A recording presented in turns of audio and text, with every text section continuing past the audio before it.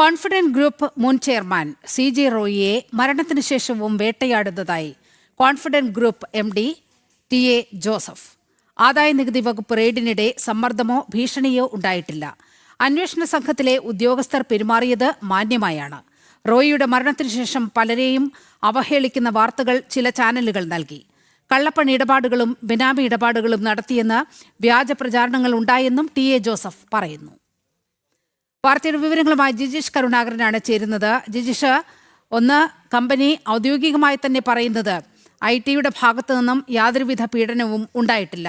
പക്ഷേ മറ്റു ചിലർ മരണശേഷവും വേട്ടയാടുന്ന സ്ഥിതിയുണ്ട്. ആരെക്കുറിച്ചാണ് ഇത്തരത്തിൽ പരാതികൾ ഉന്നയിക്കുന്നത് കോൺഫിഡന്റ് ഗ്രൂപ്പ്?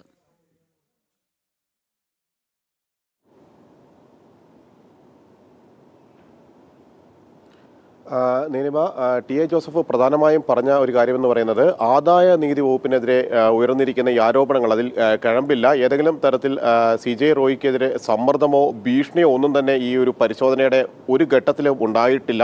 സാധാരണ നിലയിലുള്ള ഒരു പരിശോധന മാത്രമാണ്. 5 ദിവസത്തോളം താനും ഇവരുടെ പരിശോധനയുടെ ഭാഗമായി അന്വേഷണത്തോട് സഹകരിച്ചിരുന്നു.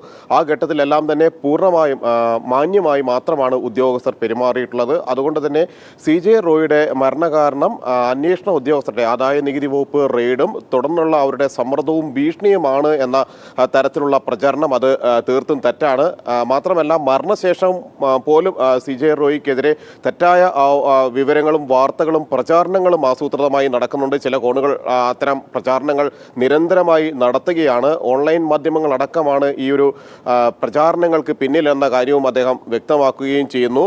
ഏതെങ്കിലും തരത്തിൽ ആദായ നീതി ക്രമക്കേടുകൾ ഒരു ഘട്ടത്തിലും നടത്തിയിട്ടില്ല. എന്നാൽ സ്വാഭാവികമായും ചില പരിശോധനകൾ 6-7 വർഷങ്ങൾക്കുള്ളിൽ ഇത്തരത്തിൽ വലിയ പ്രൊജക്ടുകൾ നടത്തുന്ന നിർമ്മാണ കമ്പനികളുമായി ബന്ധപ്പെട്ട് സാധാരണ നിലയിൽ ആദായ നികുതി വകുപ്പ് നടത്താറുണ്ട്. GST അടക്കമുള്ള മറ്റ് അന്വേഷണ ഏജൻസികളെല്ലാം തന്നെ പ്രാഥമികമായ ചില പരിശോധനകൾ നടത്താറുണ്ട്. ആ പരിശോധനകളുടെ ഭാഗമായി മാത്രമാണ് കോൺഫിഡന്റ് ഗ്രൂപ്പിന്റെ കൊച്ചിയിലെയും ഒപ്പം തന്നെ ബംഗളൂരുവിലെയും ഓഫീസുകളിൽ ആദായ നീതി വകുപ്പ് ഉദ്യോഗസ്ഥർ എത്തിയത് എന്ന കാര്യമാണ് പ്രധാനമായി അദ്ദേഹം ചൂണ്ടിക്കാണിക്കുകയും ചെയ്യുന്നത്. ഒരു ക്രമക്കേടും കണ്ടെത്തിയിട്ടില്ല. സ്വാഭാവികമായ പരിശോധന 2017 ഇത്തരത്തിൽ പരിശോധന നടത്തിയിരുന്നു. അതിന്റെ തുടർച്ചയായിട്ടാണ് കഴിഞ്ഞ ജനുവരിയിലും ഡിസംബർ ആദ്യവും എല്ലാം തന്നെ പരിശോധനകൾ നടന്നത് എന്ന കാര്യമാണ് അദ്ദേഹം വ്യക്തമാക്കുകയും ചെയ്യുന്നത്. അതുകൊണ്ട് തന്നെ ഉദ്യോഗസ്ഥരെ പ്രതിക്കൂട്ടിൽ നിർത്താൻ തങ്ങൾ തയ്യാറല്ല. എല്ലാ വസ്തുതകളും SITയുടെ അന്വേഷണത്തിലൂടെ പുറത്തു വരണം. SIT അല്ലാതെ മറ്റൊരു അന്വേഷണ ഏജൻസി അന്വേഷിക്കണമെന്നൊരു ആവശ്യം ഈ ഘട്ടത്തിൽ ഉന്നയിക്കുന്നില്ല. കാരണം SITയുടെ അന്വേഷണം ശരിയായ ദിശയിൽ തന്നെയാണ് മുന്നോട്ട് പോകുന്നത്. തന്നോടക്കം വിവരങ്ങൾ ശേഖരിച്ചിട്ടുണ്ട് അന്വേഷണ ഉദ്യോഗസ്ഥർ.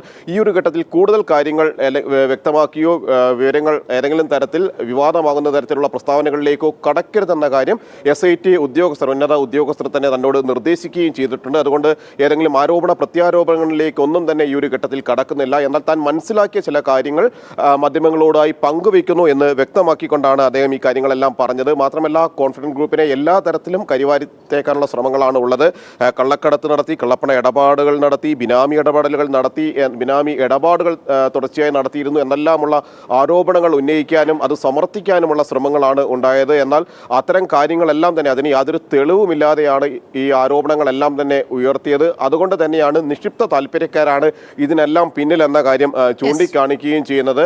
ഏതെങ്കിലും തരത്തിൽ ഉദ്യോഗസ്ഥരുടെ ഭാഗത്തിൽ സമ്മർദ്ദം ഉണ്ടായിട്ടില്ല എന്ന് അദ്ദേഹം ആവർത്തിച്ച് തന്നെ പറയുകയും ചെയ്യുന്നുണ്ട്. ഒപ്പം തന്നെയാണ് നിക്ഷേപങ്ങളുമായി ബന്ധപ്പെട്ടുകൊണ്ട് ഏതെങ്കിലും നിക്ഷേപകരെ ബുദ്ധിമുട്ടിലാക്കുന്ന ഒരു നടപടിയും കോൺഫിഡന്റ് ഗ്രൂപ്പിന്റെ ഭാഗത്തു നിന്ന് ഉണ്ടാകില്ല.